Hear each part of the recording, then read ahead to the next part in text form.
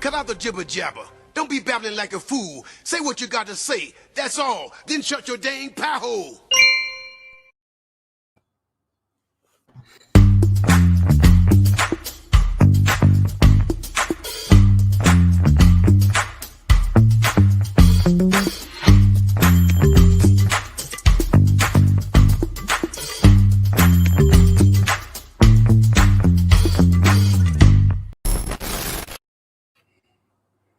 Hey, welcome back to the Prepared Mind channel. I'm John, and we have in the house the Delaware Patriot. We got Mac. Hey, Mac, welcome to the show. Semper Howdy, Fi, John. Semper Fi, brother. Thanks for having me. I really do appreciate it. Yeah, it's we've been talking behind the scenes for years, and finally we're doing it on camera together. Yep. I think you and I were on a live chat many moons ago. I can't quite remember whose it was. It might have been Luke from up there in Canada or one of those guys from back in the day. But man, I mean, it was like years ago. I had just gotten into this thing, and somehow you and I ended up on a live chat. And yeah, but come a long way since then, that's for sure. Yeah, Luke Banter, he had his channel. Then he moved around a bit, and he's actually I still stay in contact with him. He's back into law enforcement again, and he's still doing his thing. Still the same great Luke up there. Yeah, we used to keep in contact as well. I haven't heard from him in a long time, but it is good to know that he's doing well. I guess he's not hopefully he's not one of the jackbooted thugs sticking it to the truckers up there, I hope. I really doubt it. That poor guy, everyone attacked him, and being a Canadian police officer is a lot different than being in law enforcement in the United States. So, yeah. Well, maybe at least it used to be. I don't know. They look like they've exceeded the tyranny of even our stormtroopers sometimes. Yeah, it got kind of nasty. Getting hit by a horse, with trampling someone with a fucking horse, that's just nasty. Yeah, an old lady with a walker at that, It's like it's like an internet meme come to life. It's like truth is stranger than fiction. It really is. It really is, man.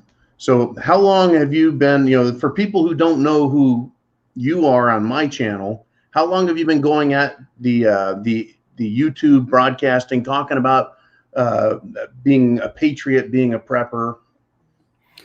I think I'm coming up on either my 10th or 11th year here on YouTube. I can't remember if I started in 2012 or 2013. So at least 10 years that I've been on YouTube. But as far as in my life, I feel like I've pretty much been doing this my entire life, trying to spread knowledge, spread the truth, be prepared, have that third eye open to what's really going on around us at all times. I wasn't always as red-pilled as I am now, of course, but I always was kind of in tune that seemed like there was always something else going on around us. And, I always wanted to be prepared for when that next boot eventually drops on us. Right. So yeah, pretty much a lifelong thing, but about 10 years here on the YouTube space. That's interesting. You're a former Marine. There's all the different ways to say that. Yeah. Like I've been prepping my whole life, at least since I was a teenager, and been wanting to share, that knowledge with others. Having always had an interest in politics, even as a younger man. Now I'm a frickin' old man, Mac. Shit. You and me both. I just hit the old 40 this year. So, I mean, once you get to 40, it's all over. Well, coming from experience, man, it's right. It's done. You may as well just hang it up, Just pack it in. Yeah. It's too late. Semper Fi, man. Yeah. Cheers and Semper Fi to that one. No, my parts of my body, like my knees and my shoulder that I injured all those years ago in wrestling in high school and all that, they've definitely gotten the memo that I'm 40, but my mind has not. It's like, man, you're still 20 years old, hard charging and doing all the things that I've always loved to do. So gotta just keep it, right? It's up here. Yeah, being a little older, I'm 52 now, and it hurts. There's certain parts that just aren't happy. Hey, what do we got there? Got a small person? We got a little tyke. This is the newest member to the Patriot family, and I guess my wife wanted her to make a little cameo here. So it's family friendly time, right? Say hello. This is Juliet, the newest member of the Delaware Patriot family. Congratulations on the healthy, young, cute little girl. That's great. Yeah, man, she's definitely. When they say like kids are a bundle of joy, you never like. It's really true though, man. They really are. It's just she's amazing. I love her. She's definitely the best. So, congratulations again on another addition to the family. That's fantastic. Yes, sir. I couldn't do that again at my age. Tell you what, doing it at 40 was, I mean, her birth pretty much coincided with my 40th birthday just about now. I was like, wow, I'm going to be 60. She's only going to be 20. That really kind of puts it into perspective. It does, man. Yeah. But, having sons really upped my stake in the game, as it were. I used to just live for myself, Mac. And then I got my two sons and a family, and all of a sudden America meant a lot more, and my freedom and liberty meant a lot more to me. Absolutely. Yeah. That is 100% fact. All the things that we do, all the things that we talk about, all the preparations that we make, all the trying to wake up our neighbors and our, fellow Americans, all that stuff. When you have children, you really see why you're doing that, because we know that, our days are getting more and more numbered, but, she's got a whole life ahead of her. And, at this point, that's what it's about for me is, it's not even so much what world, I guess, am I leaving behind for her, but more of what kind of human being am I presenting to the world, because the children can be the change, and we have that ability to be the change we want to be through our children. So the world's fucked and the world's screwed. We know that. So I guess I'm kind of doing like a reverse psychology on it, more of, well, I don't really think I can change the world too much at this point, but I certainly can make this child a good, strong, smart, patriot, well-prepared child, and then eventually adult. And then when that child goes out into the world, she can at least have her bearing and her will onto the world as being a good human. So that's my mission number one now, is to turn that child into a spirited, free-loving American, and shooting guns and hunting and fishing and camping and all the things. Yeah, that's awesome, man. Well, woe is to anyone that gets in her way or your way in that mission, man. That's terrific. My mission was to raise two red-blooded American men, and I have life is weird. Life is strange. It's like you're saying, the truth is stranger than fiction. And what we're dealing with now truly is bizarre. I wanted to talk about a lot of domestic stuff with you because you are the Delaware Patriot and you're pretty close to DC. So I wanted to ask you some of your opinions on that and try and give our audiences a sense of what it is you're feeling. And maybe if I ask the questions, it'll jog some new thoughts in your head there. Sure. Yeah. Yep. Right. You're near Washington, D.C.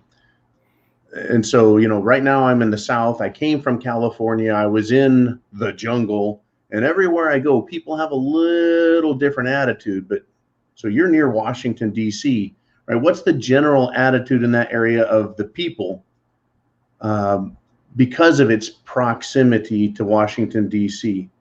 Let me see if I can,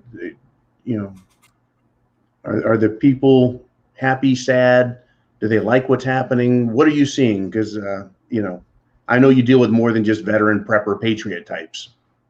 Oh, yeah. Yeah. Well, this is definitely a multi-channel here as far as content goes. But Delaware, as the crow flies, DC is just right across the other side of Maryland there, right across the Chesapeake. Takes you about 3 hours to get there by vehicle. So luckily we're far enough away from it that if that thing ever really fully goes to shit, we're far enough away from it. in that regard. The Golden Horde's not going to be walking to Delaware from DC, at least not anytime soon. But as far as the political, I guess, the temperature in the room, so to speak, as far as how people in my area and in Delaware, and I'm in contact with a lot of people in Pennsylvania. I've got a lot of family in Maryland. So what they call the tri-state area, I've got a pretty good finger on the zeitgeist of how people feel. And people are pissed. People hate Joe Biden. And let me get this for the record right now. Delaware has always hated Joe Biden, at least people like me from Delaware. Joe Biden is a absolute heel. He's like the, like in wrestling, you've got the guy that's always the heel, always the turd. People, except for like Delaware's 3 counties. All right, that's all it is. There's a northern counties. 3. That's it. 3 counties.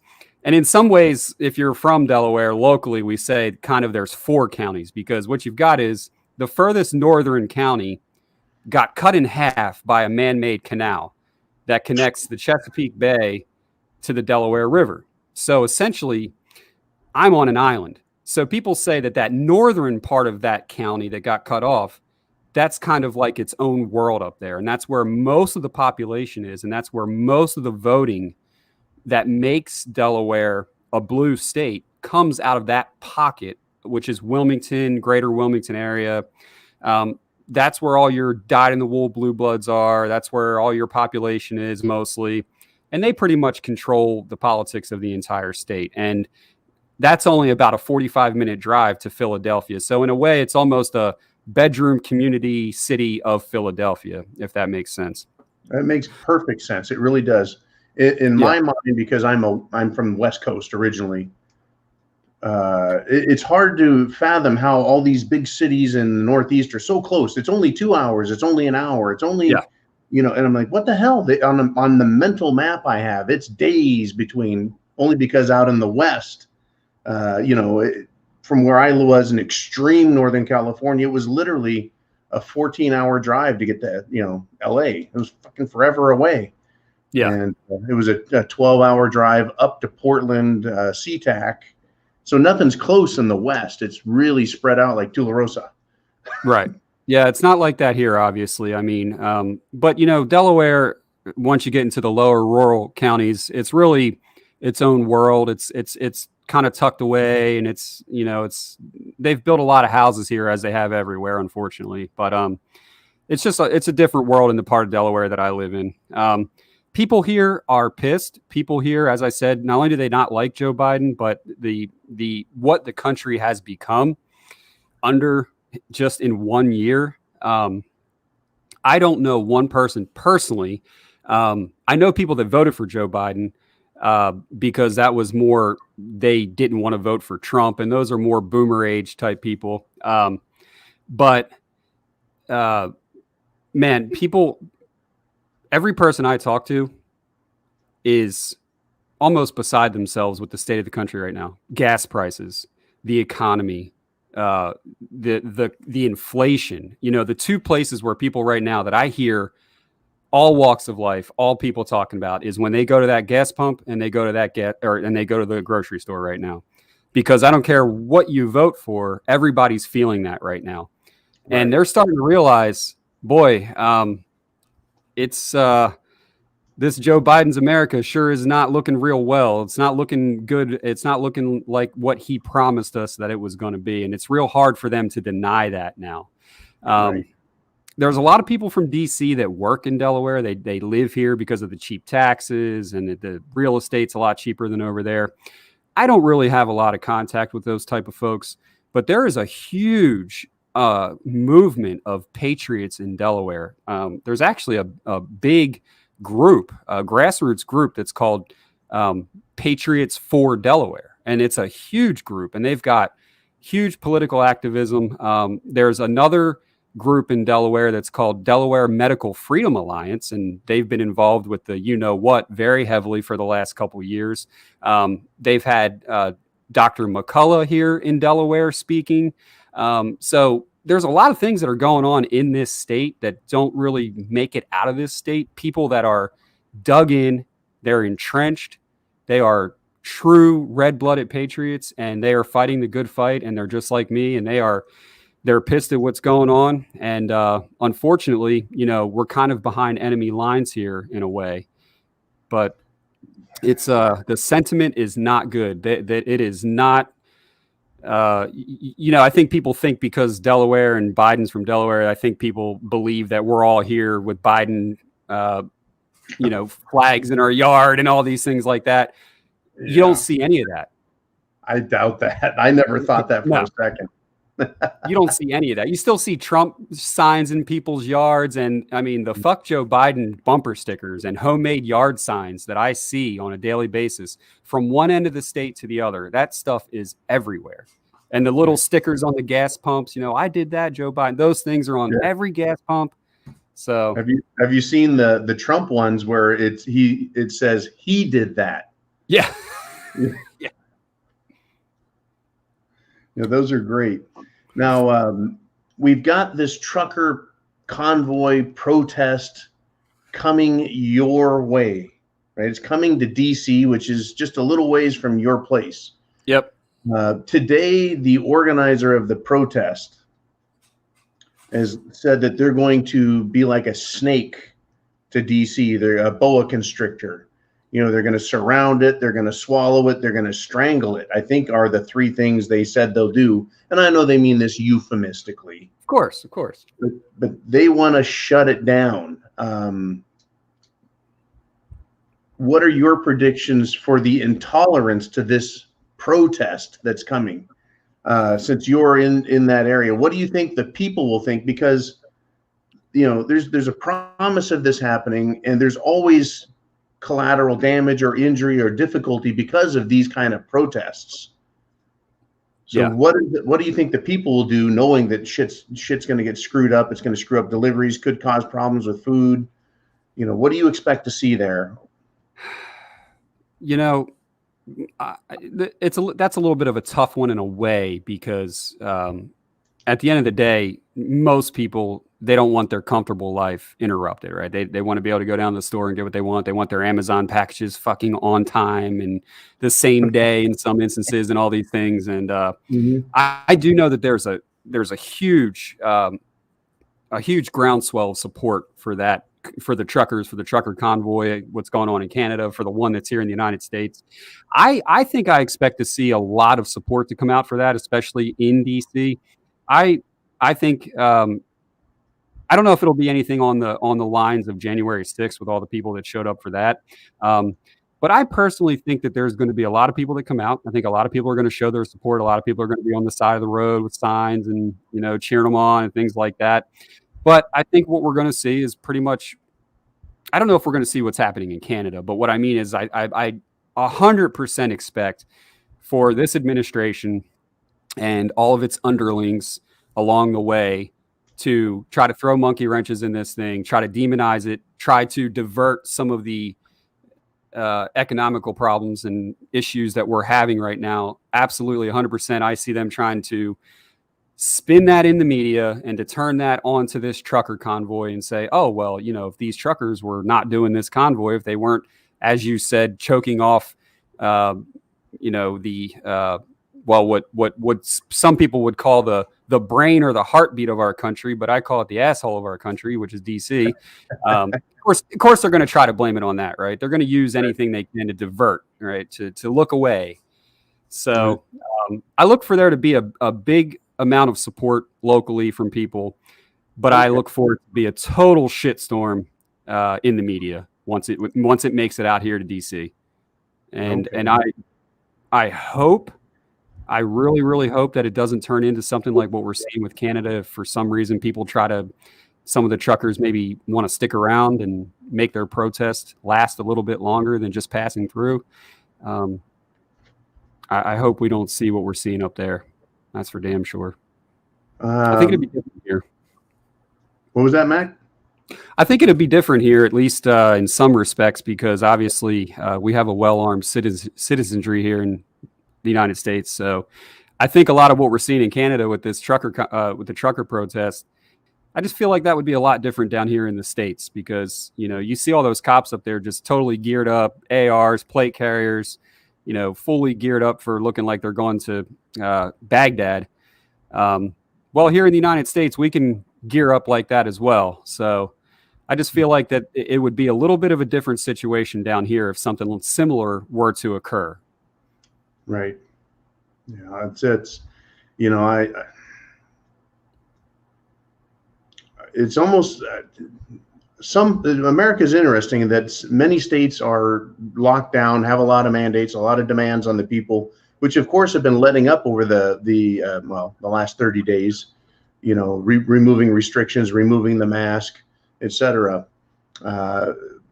But we still have a lot of problems, and I don't know if they're going to squeeze Washington, D.C. and what their ultimate goal is. I know the truckers just said, look, Canadians want their rights back. That's it.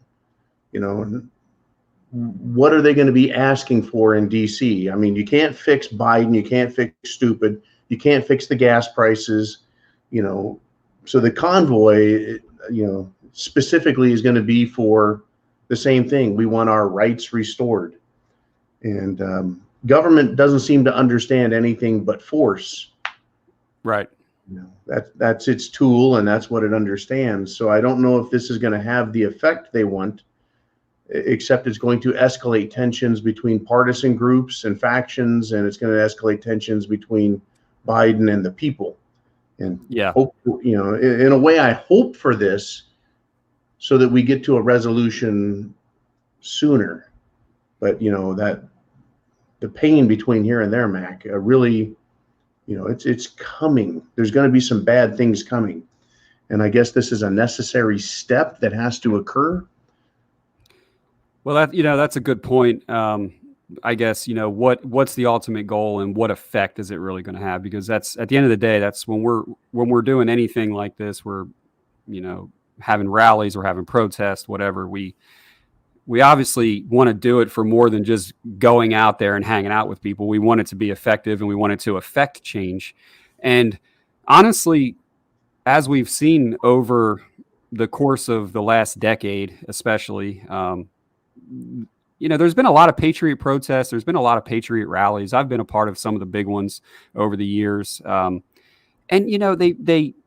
yes, they bring attention. Yes, they get the message out there, but they don't usually ultimately seem to really sway or change the minds or the opinions of our elected employees. Those people seem to already have their minds made up. And I believe, and, I don't want people to take this the wrong way. I'm just really just looking at it from the most simple form. Is what I see is when people on the right, libertarians, whatever, when they get together, we get together and protest, it's typically always extremely peaceful. There's very little, aggression or an edge to it. And not much usually comes out of it. Now, you see BLM and Antifa, what they did during the Summer of Love over the course of summer of 2020. And again, I'm just talking about what I see. Regardless of how people feel about what they did affected change. Whether we like it or not, they changed the world and the way the world operates by the temper tantrum that they threw across the country by burning shit down, killing people, all these things. And I'm not saying that patriots have to go to those steps, but it showed us that that's really the only thing, like you said, that these people respond to is basically blood and money. And you've got to get them with one of the two or both, it seems, to affect any real change. And, that's what our founding fathers did. And that's what they knew. They knew when the time for talk was over, and it was time to escalate, I suppose you could say. Yeah. Well, the Summer of Love, 2020, all those protests, the reason I'm glad it happened is it showed us who the Democrats are on a local level, the mayor, on a state level with the governors. It showed us who the federal government was and wasn't, right? I don't like the political lying and shenanigans, like Senator Lindsey Graham, for example, today is talking all tough about, Putin. I think he would cry like a pussy and crap his pants if Vladimir stepped in his presence. But, he he swings back and forth. It's like all I know is he is a snake. But it showed me that the Democrats really want to destroy America, and they're all for it, and they're all for allowing the worst type of behavior. Because it was politically expedient. That's what they were after. They wanted to make Trump look bad. They wanted to damage him for the elections. And there you go. And so it makes it that much easier for me to know that when that's out in my street, if it comes to that, I know what the Democrats are going to say. If I'm in a Democrat city, I know that it's okay for them to burn, loot, and everything else. Yeah.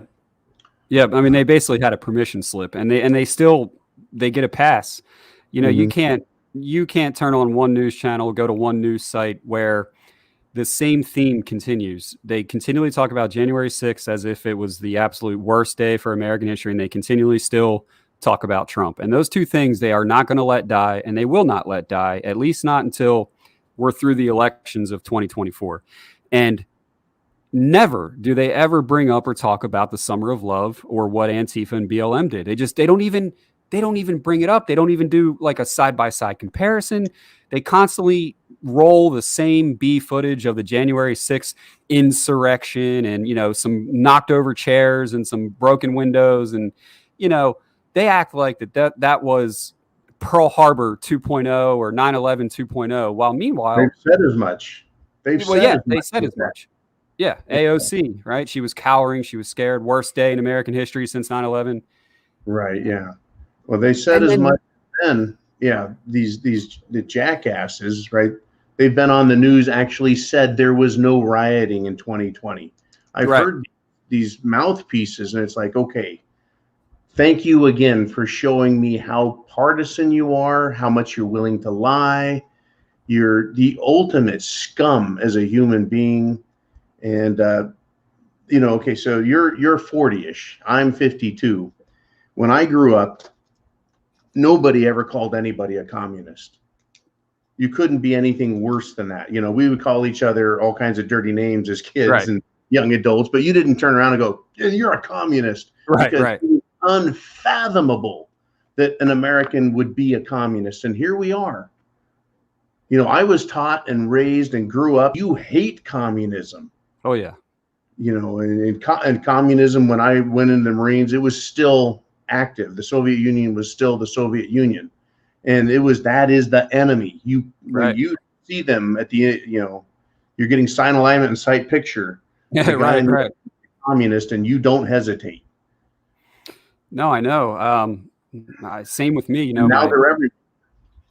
Well, now it's in vogue to be a communist. It's the cool thing, right? I'm Che Guevara, and I look at these are the people that I look up to, and put your fist in the air. And, you know, whether you're a socialist, a communist, a socialist Democrat, however you want to sugarcoat it, at the end of the day, to me, it's all cut from the same cloth. It all is having the same hand in destroying America.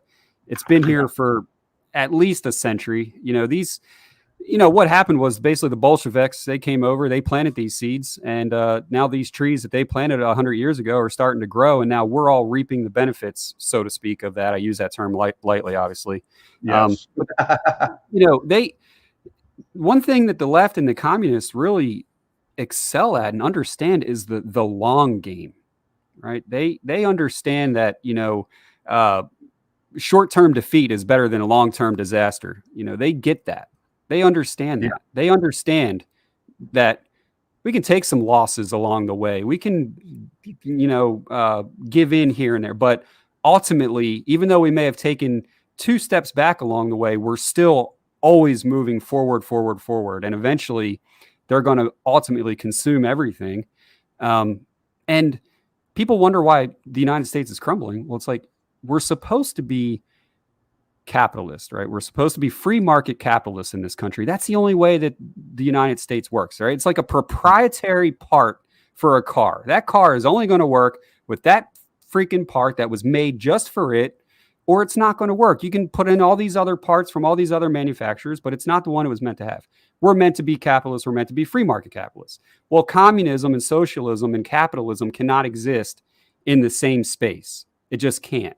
Okay. And now that they are in the same space and they're jockeying for position, now we're seeing our literal foundation of this country being eroded and chipped away and crumbling all around us. Yes, it's a slow erosion, it's a slow crumbling, but every single day it's increasing a little bit more and more. And you got to get rid of the socialism, and you got to get rid of the communism to right this ship.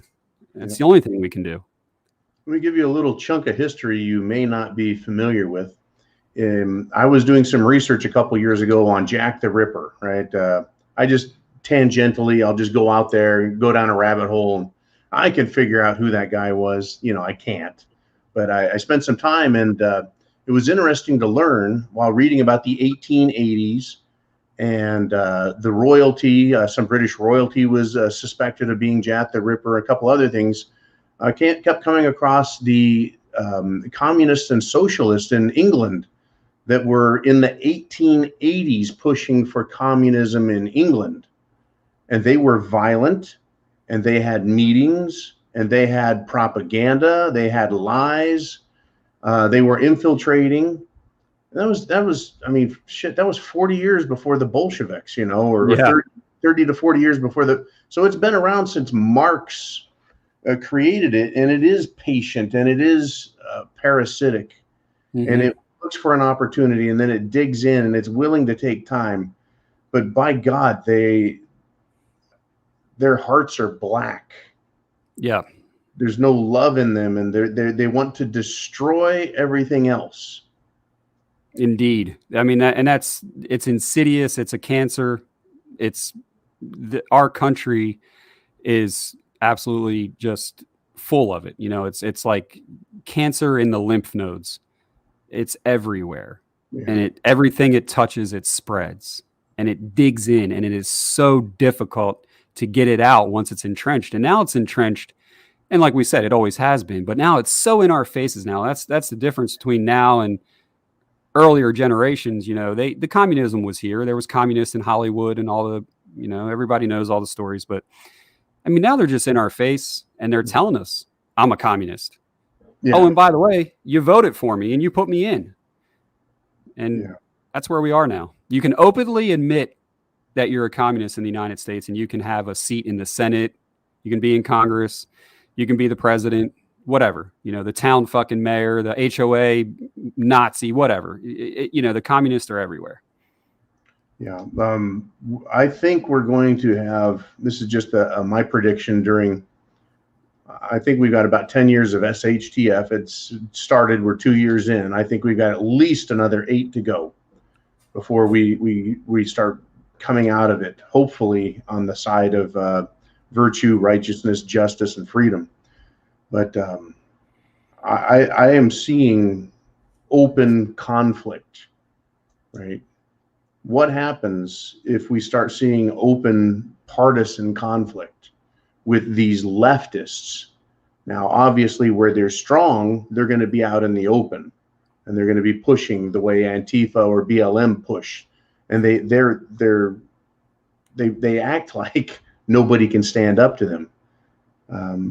Do you expect there to be that kind of hard conflict in your area of the country? Because these commie bastards are open about it now. And so do you expect them to be fighting for communism openly? This is something I've thought about a lot. And if you give me just 1 sec to run over here to the refreshment area, I'll be right back. Okay, Mac.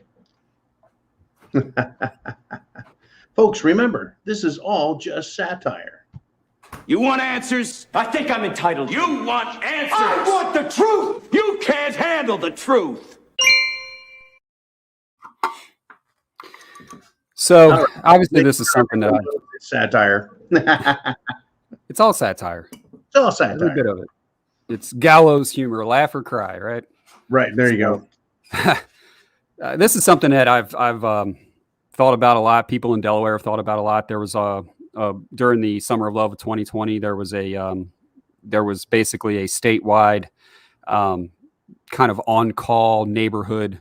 Basically, it was called Knox. So neighbors on call. And what that was basically throughout the entire state, neighbors in neighborhoods and in counties and stuff had each other's phone numbers, and they would call each other if there was any BLM or Antifa activity moving through the state, which there was some. It got a little hairy up in the city of Wilmington, which is, again, that armpit of Delaware. And then the capital, Dover, both saw some Antifa and BLM rioting. It wasn't anything like what we saw in some of the other parts of the country, but we had some isolated incidents. And man, people were coming out of the woodworks to defend their towns, their neighborhoods, their cities, if needed be. But that's good to hear. That's good to hear. Yeah, they were.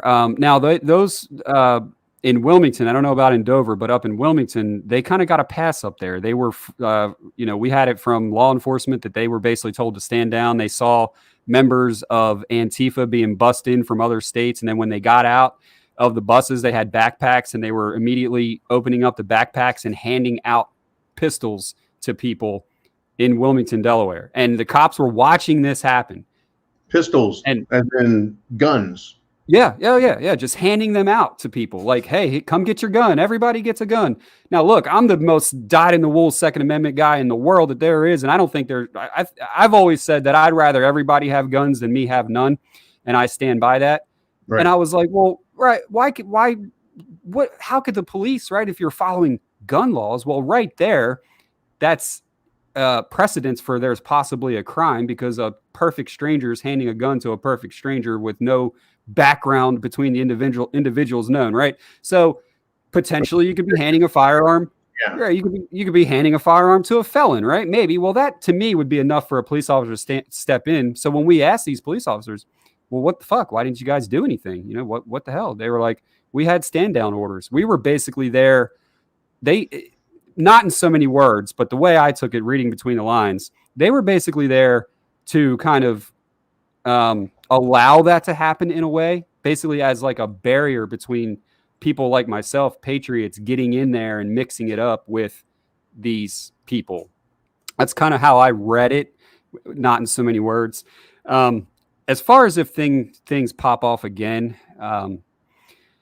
the country's so balkanized and fractured now.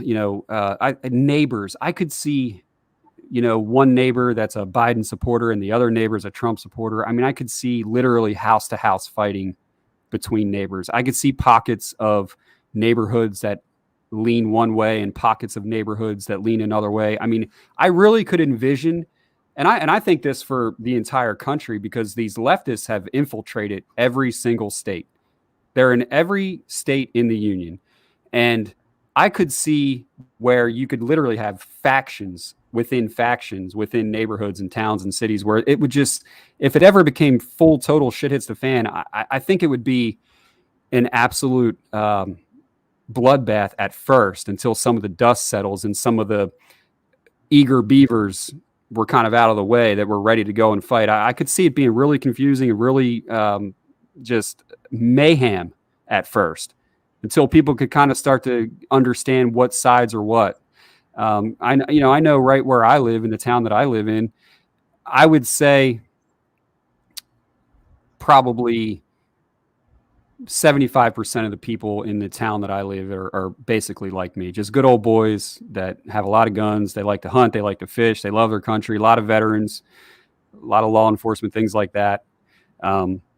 But there has been a proliferation over the years of those other types of people that have moved in here, and they fly it loud and proud on their businesses. They've got black, BLM flags hanging down from their businesses on their cars. So I think there's more. Well, I'm going to say I know there's definitely more people like me for sure, but the other side's numbers have definitely grown over the years, in my opinion, from what I've observed. But they're not the majority. Do you think there's enough frustration, anger between the two sides, enough friction that something like this DC protest, the trucker convoy, if things got contentious, or if it looked like the police were abusing one side or the other, you think that it could potentially erupt in partisan conflict? Do you think it's that tight yet? I don't think that the trucker convoy, at least here in the United States, is that tight yet. I couldn't see it happening just from that unless that was really accelerated in some way Like it's to a where catalyst in some way. Yes. yeah, they would have to find a way to deeply intrinsically make it very personal and political for everyone. Now, where I could see it happen or could have seen it happening was with the COVID mandates, because I saw people getting in fights and shouting matches, and there were isolated incidents in the area between Delaware and Maryland where people shot people for masked Nazis and things like that. Customer on customer violence. Hmm. I think if we ever had a tinderbox that was ready to go up, in my opinion, it was that. It was the man. And here in Delaware, it was pretty bad actually. The maskers versus the non-maskers and the vaxxers versus the non-vaxxers.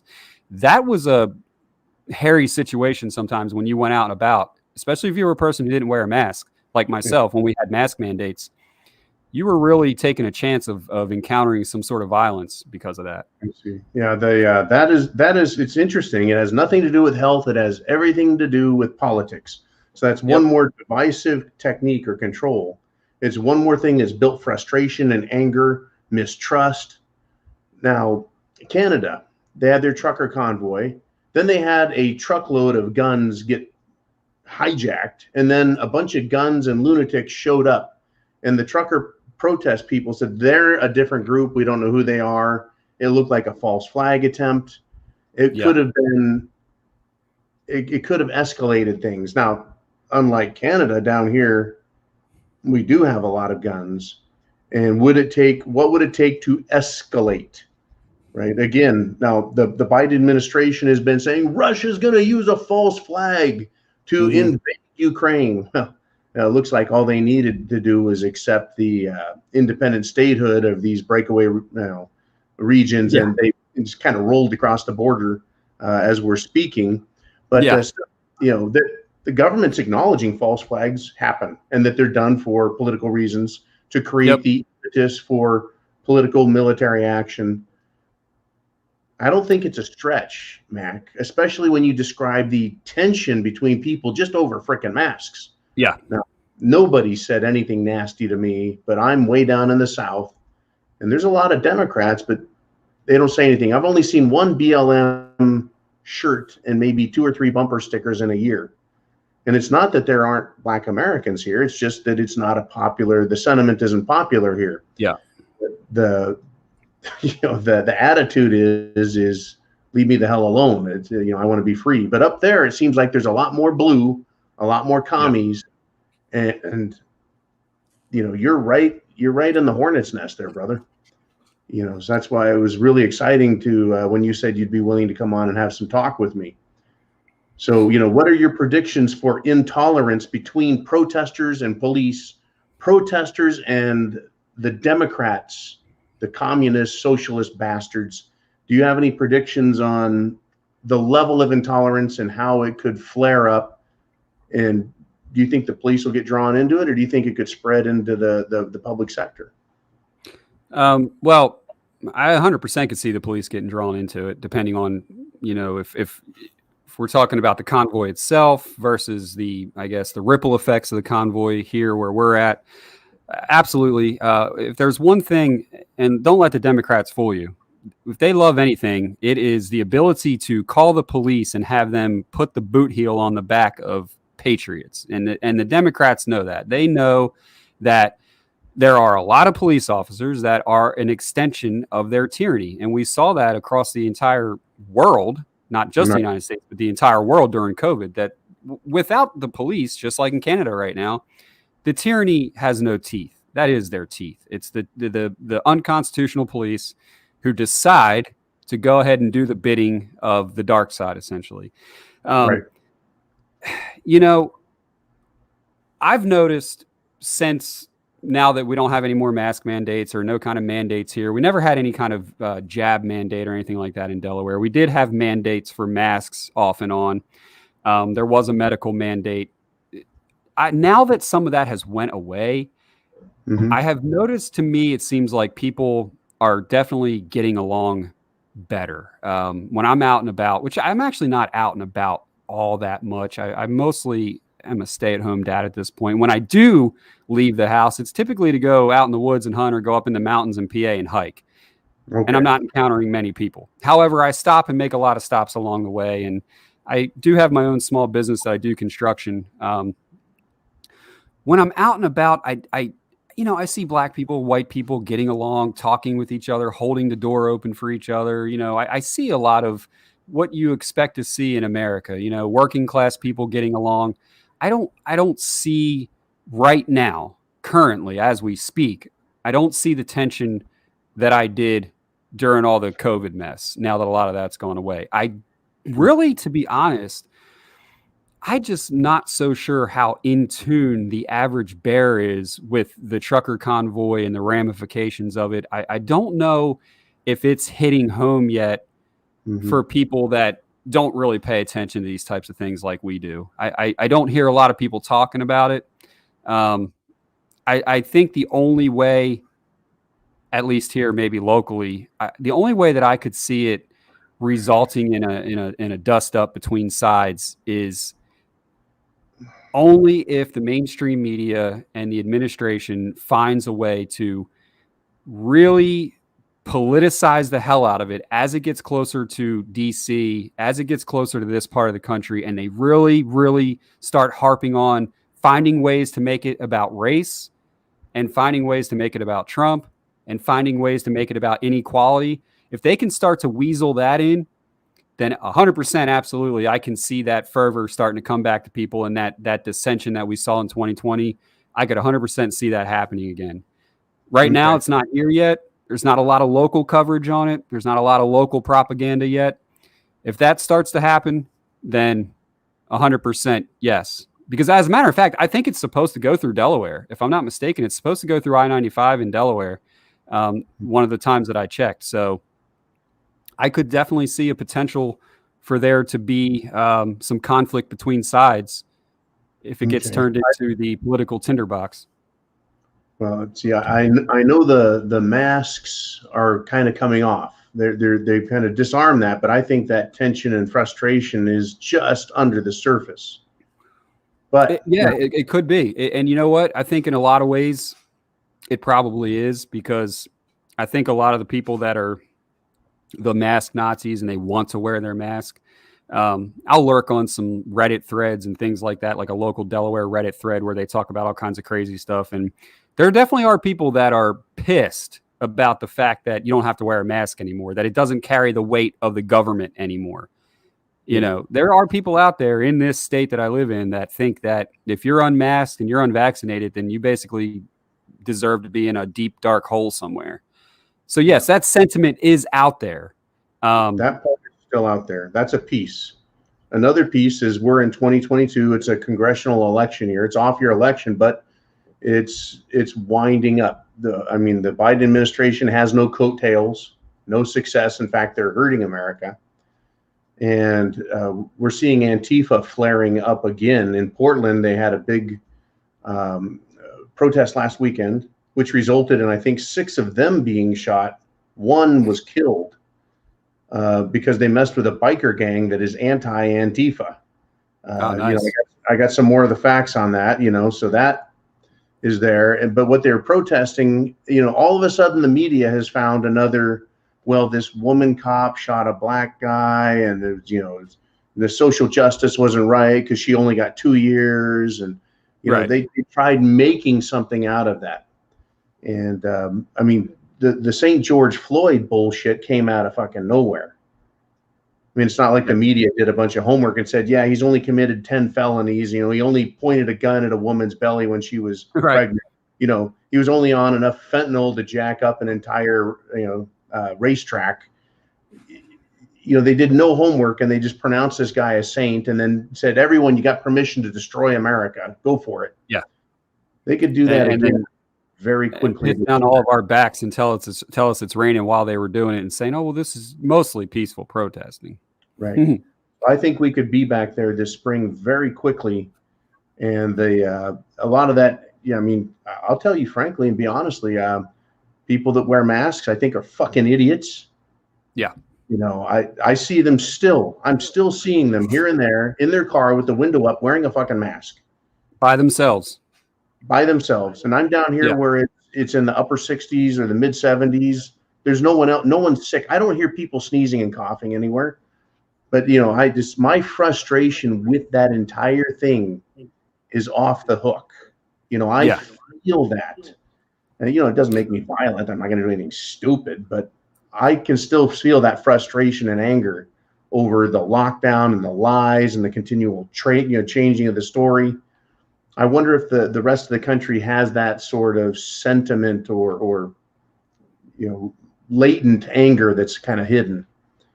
I know as far as that goes, like some of the groups that I was talking about earlier that are here, local grassroots groups in Delaware, they for sure still have that sentiment. I still have that sentiment. I'm still pissed. We should be pissed. There should be a national redress of grievances to Congress from we the people about what they did to us, what they did to this country. People that couldn't get cancer screenings. I mean, just the list goes on and on and on of the long train of usurpations and abuses that was at the hands of our government during COVID. And the fact that we're kind of, it's not that we're turning the other cheek, but it's like, well, now that they're letting people, quote unquote, have their freedom back, letting people not wear masks, and people are kind of like, all right, well, it's over. We're done with it. It's almost like people are willing to let the abuse slide now because we can go out and not wear masks. But it's like, we should still be very much pissed and up in arms and protesting and calling our senators and our legislators and letting them know how we feel and saying, look, there needs to be accountability. There has to be. There is no accountability in Washington, D.C. There hasn't been for a very long time. And that's the problem, John. Like, ultimately, that is one of the biggest problems with this country is that there is zero accountability for our elected employees anymore. At one time, you would be literally drug out by your feet and tarred and feathered if you even raised a tax without telling someone, if you even uttered a word about something like that. Now, look at what they do to us. And at worst, they get shamed on social media and they go into obscurity, but they still get their pensions and they still get their government health care, zero accountability. Well, I know I have a really unique perspective just because of my education, my life experience. And I take something like an oath extremely seriously. And when you're elected to represent as many people as congressmen and congresswomen are, that oath to protect and defend the Constitution from all enemies, foreign and domestic. And these people go right out. They knowingly violate the Constitution. They try and destroy the country openly. Kamala Harris gave aid and comfort to people who are destroying this country, even getting bail for them, encouraging them. And there's no accountability. The press is lost. The media, mainstream media, we have big tech, social media. They're not on our side. Nope. And it's, to me, you're right. Accountability. Trump was president when the COVID started, and we're 2 years into it, and we got a full year with Biden now. And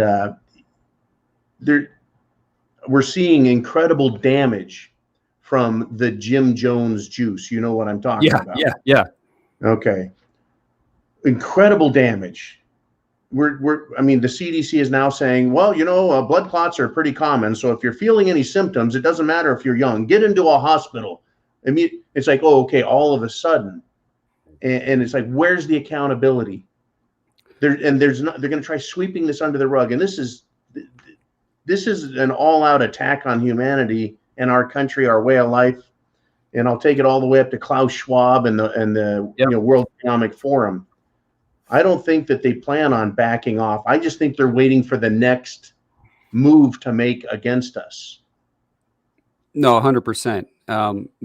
What we saw was one of the biggest human rights experiments and violations of our time. Bottom line, that's what it is. Right to travel, the right to conduct personal business.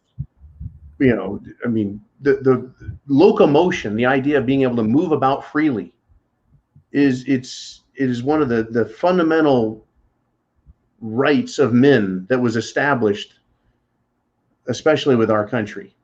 Because before Well, that, you couldn't travel without the king's permission or your lord's permission.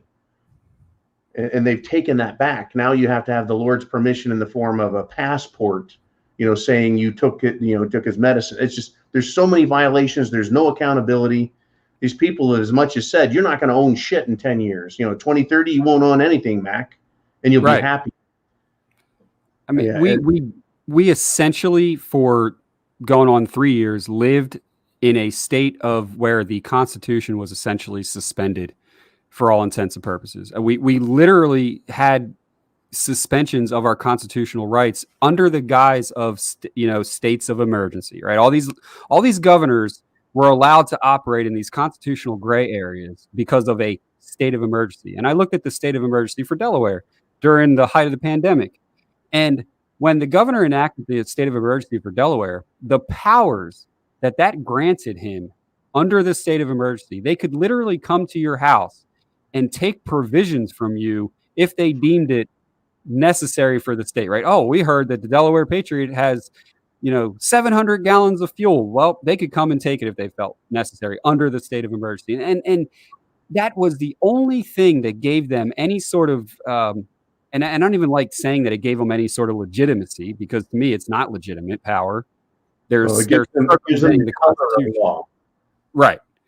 And then there's one of my, maybe not everybody's familiar with this, but it's one of my favorites. And I always, law of the land, constitutions, it says, Marbury versus Madison, 1803. This was in the Supreme Court. All laws which are repugnant to the Constitution are null and void. Now, that's just a small excerpt from it, but people can look that up if they want for themselves, Marbury versus Madison. But that says it right there. All laws which are repugnant to the Constitution are null and void. Now, of course, if it makes it to the point to where it becomes law, that's kind of a little bit of a different can of wax, or can of worms, because they've written it into law. So it's a lot harder to reverse it once it becomes law than to stop it to begin with. But the point is that is telling us that, listen, the Constitution is the ultimate law of the land. There is nothing that's above it. There is nothing that's supreme. And when it's circumvented, it's a violation. Bottom line. It doesn't matter if it's a state of emergency. It doesn't matter what they call it, how they sugarcoat it. If it's not following the Constitution, it's a violation. And we should be all, as Americans, up in arms over that. But 50% of the country begged for it, right? Whip me harder, daddy. I need more. Well, here's the thing. There's a pecking order. There's God. There's law. Then there's statute, ordinance, decree, and bullshit, right? And everything is subservient to the law. These statutes are not law. They're statutes. Right. And the law of the land is the law of the land. And ultimately, they've violated it time and again, knowingly. There's no accountability, and they're pushing for the end zone. So I'm looking at, they really pulled the mask thing back. They're doing that for political expediency. It's for optics for the elections. Yep. They're losing the contested idea of mail-in ballots, drop boxes, ballot harvesting. They're losing that in a lot of areas. They're also losing support within the party. Like I said, Biden has no coattails, so they need to let off on that. But I don't think they're going to let off on keeping that conflict between the sides, the partisan sides. And this idea, now, I never saw any of this on the West Coast, this idea of Antifa getting off a bus and brandishing weapons and handing them to each other. That didn't happen on the West Coast. Right, I had one run-in with them, and it got a little bit vociferous, and I had a couple of, I had a city police and a county sheriff show up at the same time to have a talk with me, and I said, it wasn't much on the scale of life and death. It was a 2, it was just a jaw-jacking. But there were towns, rural towns around my area that this bus showed up, they got off, and they got their asses kicked, literally. But they didn't pull any guns. But now they're armed. They've had another 2 years of fucking around and getting armament and being supported by that. And I don't want it to happen. A lot of people want the fight to happen, but it's coming. I see it coming. Well, I've been saying on my YouTube channel and my Patreon channel that I look for the fuckery to intensify as we get closer to November of 2022, and especially when we get closer to November of 2024. I've been telling people that. I say, look, if I could give any word of advice to people that are, wanting to prepare, patriots, whatever you want to call yourself, I don't even care. But if you just want to be a more prepared individual, is do not wait any longer. I don't buy into the fact that it's too late to prepare, because right now here you and I are talking over the internet, many states away from each other, right? It's not full total calamity yet. So that means you still have time. You always have time to prepare. And there's so many different ways to prepare. And I think a lot of people always want to make it about money. You got to have money to prepare, which is not true. There's plenty of ways and plenty of videos and information out there on how to prep on a budget. But my biggest advice to people lately has been, listen, if there's something you want, something you need, something that you've had your eyes on, and that can be something for your preps. It could be something for just brings pleasure to your personal life, whatever it is, fucking drop the hammer on it and get it. And get as much of it as you can now, because the inflation's not going away. The geopolitical fuckery that we're seeing is not going away. The supply chain issues are not going away anytime soon. They're very real and they're accelerating, Mac. Absolutely. So my biggest prepper advice to people is, look, get it while you can, get it now. Don't wait. If you're on the fence about something and you've got the funds to do it, do it. And then also in the meantime, something that you can do for free that unfortunately I see a lot of preppers and a lot of patriots don't do is harden your mind and your body. You can do push-ups and jumping jacks and jog and walk. You can do all that for free. You can read a book. You can do all that for free. And that is, to me, that's the biggest prep is your body. And I see so many out of shape, overweight patriots and preppers, and they use that as a crutch, as an excuse. And I'm like, look, you got all this stuff, but you can't walk a mile with even a 20-pound rucksack, let alone a real rucksack. And that's serious. People look at that and are, oh, well, that's fucking sweat equity. That's hard. Yeah. It's a lot easier to order a bunch of shit on Amazon than to do push-ups. Yeah, it's coming. So, well, we're at an hour, and I said we'd probably go about an hour. And you just kind of got into it. And I said, hey, dude, put together a prepper tip that you feel especially concerned about at this time, in this location, in time and space, with everything that's going on.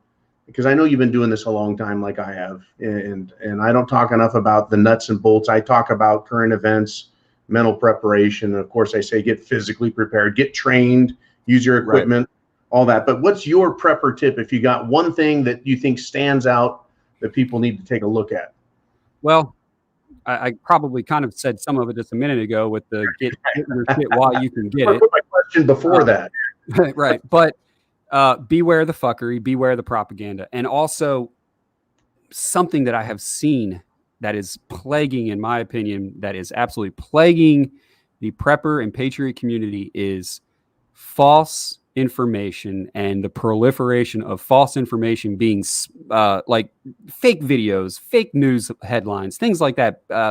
People sharing links and information before they even try to vet it.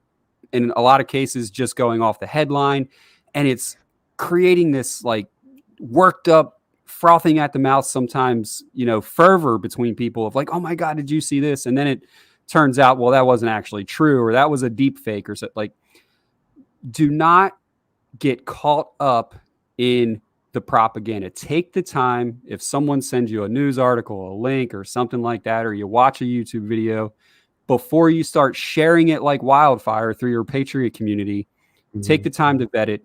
Take the time to make sure it's true.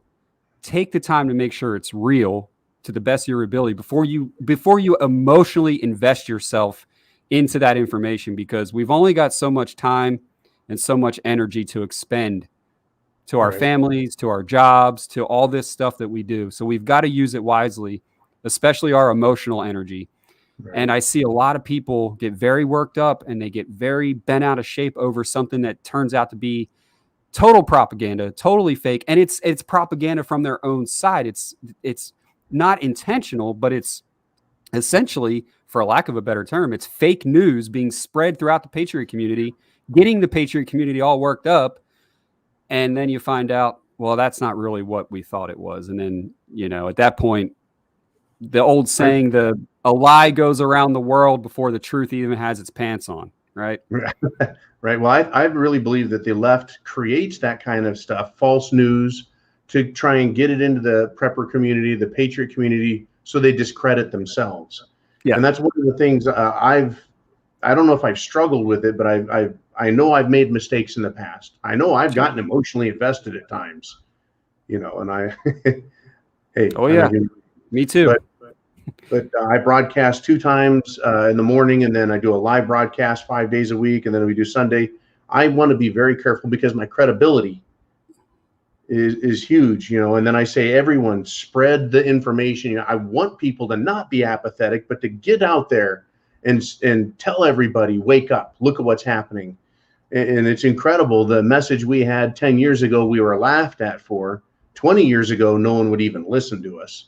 Now it's come to pass. So I think the credibility exists, and we need to make sure, we protect that.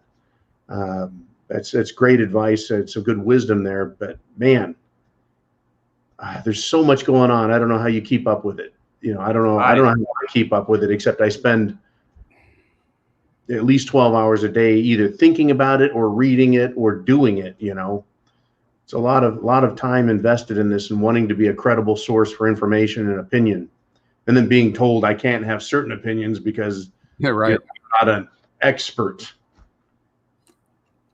Even when I share information that is from an expert, that is vetted as a credible source, YouTube removes my videos because it's counter to the official narrative.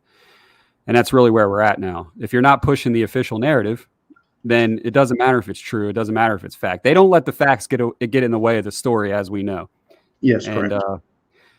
So, yeah, I mean, that's one of my biggest tips to preppers and patriots is just beware of the propaganda. Don't get caught up in it yourself. And I do think it's going to be a bumpy ride as we get closer to November 2022. And I beware false flags. I'm a big, I really preach situational awareness to people, having your head on a swivel when you're out and about in the world, in the environment. Once you leave your home, you get into that full 100% locked in condition. And I'm a big situational awareness proponent. And that's another thing that I would tell preppers and patriots to do is really work on that situational awareness, those surroundings when you're out there, because a false flag operation, whether it's, people always talk about all these mass shootings that happen. They say, oh, that's a false flag. That's a false flag. And maybe very well it is a false flag to grab guns or whatever, to push a political agenda. That's fine. It may be. But at the end of the day, if the bullets are real and the people that are dying are real, it doesn't matter if it's a false flag. The fact of the matter is it's really happening. I just want people to be aware when they're out there in the environment. Don't have that head buried in that cell phone. Be looking around. Be confident. Walk with pride. Walk with confidence. Have your head up. Look like you can take you could take somebody out if you need to, even if maybe you can't. I encourage everyone to carry a firearm everywhere they go. Get training on that firearm and have it everywhere. I mean, at all times. And you can take that for however you want to take it when I say that, but that's get that situational awareness off the charts.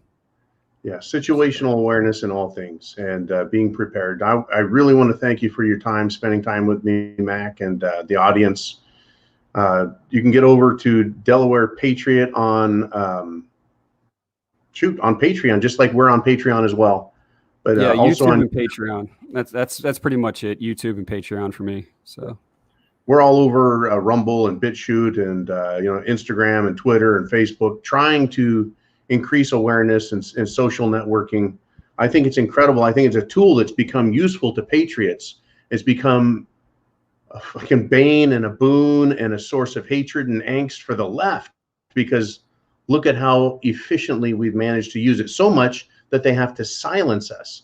They can't beat us with the information, the story, to be able to analyze.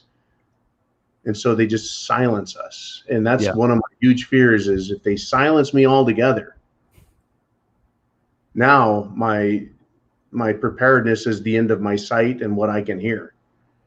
And that's probably eventually, if we keep going down this path that we're on, eventually that is where we're headed. We're going to be headed towards total silencing of people like us, and not just turning us off of YouTube, but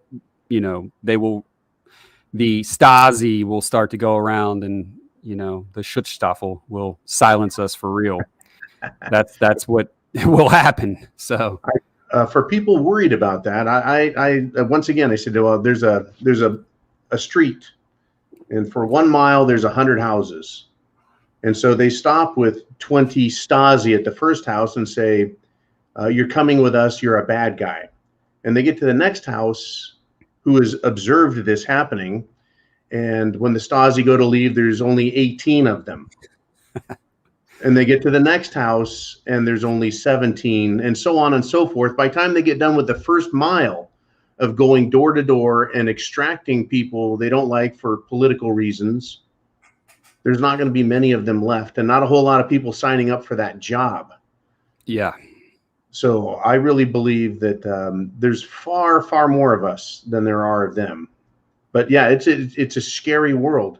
And I think that intimidation and that fear and that threat that they create, "Oh, we'll just come and arrest you all," is what keeps people in line. Again, fear is the motivating factor. And I'm just not fearful. I've done everything I need to in life. I think I'm continuing to have success with it. But it's like I can almost feel the game time. It's like we're in the locker room, we're sitting up. Yeah. No, I'm right there with you. I don't have any fear in my heart. I don't like possibly, the direction things are going for our children and things like that. But as far as I go, I feel like I'm as prepared as I've ever been, mentally, physically, gear, guns, food, water, all those things, all the things we talk about. Right. I'm as prepared as for whatever happens as I can be right now for my station in life. And, I always say that if it really is going to happen, I hope it happens while I'm still young enough to be able to make a difference. And I'm not just some old fart in a walker, If it's going to happen, let's get it on and let's get it out of the way. So I'll tell you what, I've been talking to a lot of old farts, and I know them in their 70s, and these dudes are still AR'd up. They're just ready to go, and they're like, "When's it going to happen?" I'm like, "It's coming. It's coming. You feel it's coming. It's coming." Yep. But yeah, there's a lot of old farts out there. They ain't going to run too fast. Well, yeah. And at that age, they have to be able to afford some fine optics. Put them in an elevated position with a very nice rifle and a lot of ammo, and a comfortable chair with a good hemo donut for keep their ass comfy. Yeah, there you go. Put them in a good comfortable shooting position. Let them rain hell down on everybody while we move on. I believe shit like that's coming, but for now, we keep watching, we keep learning. We keep sharing, we keep doing what we do, spreading the word. Freedom is first. If you don't have freedom, what good is your life, 100%. Yep, I agree. Without liberties, there's no life. It's just slavery. Well, right, and that's what this country has started to become, is just people droning and, worker bee mentality, hive mentality. They live in apartments, and and I'm not knocking living in apartments. I've lived in apartments off and on in my life. I'm just saying it's that, when you look at the Eastern Bloc communist style architecture and things like that, it's always they always look the same. It's like they took a mold and they poured a big concrete mold, and all these apartments came out, and they're just all one color. It's all concrete. It's all the same. And they're all condensed, and they all work. They live right here. They work right here. They go back and forth right here. They shop in the company store. And that's essentially what they want to do to the United States. They want everybody living in the same areas, doing the same jobs. Everybody's going to eventually work for Amazon and eat at McDonald's. I think that's the ultimate globalist goal, is you either order from Amazon or you work at Amazon and you eat from McDonald's, or a combination of all three. And boom, there you go. There you go. Yeah. So, get your Soylent Green burger. But there's one thing in here that I don't think I'm still not able to fathom it. And I think about it a lot, Mac. And we'll make this the last thing, and then we'll sign off. I know you got your family. Is the potential for the death and serious injury, life crushing health injuries because of the Jim Jones juice. Well, I think that we're a long way from that playing out to where we can predict the consequences of that in terms of human loss, cost, what it's going to do to the attitude of people's, how they interact with others when they realize they don't have anything to live for and they don't have much time to live, period. yeah. If that's going to come to pass, and it's starting to look like it's happening. But maybe that'll be a subject for the next time we sit down for talk. Well, yeah, and then we'll go on this one. But you just jogged my memory of where you jogged my memory earlier. You had talked about some of these things, and one of the narratives that we're starting to see that's pushed out right now is the heart and cardiac problems that they're saying are a result of COVID. And I know you touched on it a little bit, but they weren't talking about that before. When COVID was first a thing, it was a respiratory disease.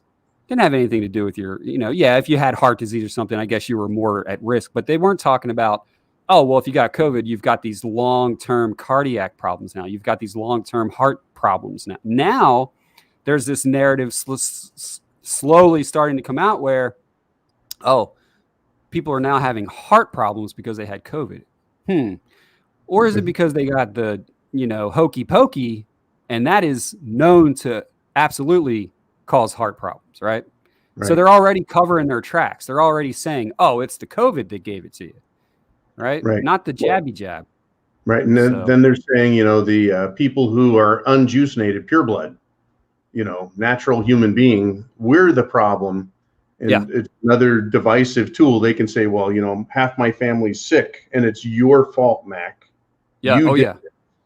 And so now we have another ratcheting, it's beyond masks at that point. It's beyond politics. It turns into, personal vendetta and anger and hatred at the world and the loss. That's going to be interesting to see how that plays out.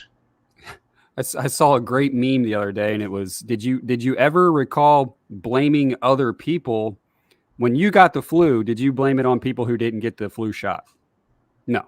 Right. You never said, God, all these people who aren't getting their flu shot, that's why I got no. So, and it kind of, it's like a light bulb moment. You're like, that's really profound in a way, because it really is that simple. Prior to COVID, no one was ever blaming the unvaccinated for anything. People still get the plague. People still get polio, right? These things, people still get it, but you didn't blame the unvaccinated for it. It's just, shit, it's bad luck. I got it. Right. They created that narrative where the unmasked, unvaxxed are basically the unclean and the unholy. It's like the new leper. You're like a leper. You need to go live in your own leper colony because you're unvaxxed. I think that's coming as well. So we got a lot to look forward to, and a lot to prep for. And that means, that little girl of yours. And, it's our country. Don't waste a minute. Yeah. If you're watching this, yeah. Don't waste any time. To lose. They have everything to gain by destroying us, and we have everything to lose if we allow it. Yeah, so, that's 100% fact there. Well, I'm going to sign us out here, man. Thank you again, Mac. Let's do this in a month, maybe 6 weeks, whenever it seems right, convenient. Current events going on. And who knows, man, maybe it'll be 2 or 3 weeks up in DC. We could see some action that you have some privy information to that we could use some insights to. So anyways, we shall see. We'll stay in touch behind the scenes, brother. And Semper Fi to you, man. Semper Fi, and I appreciate you having me on. You bet, Mac. Thanks, man. Thanks.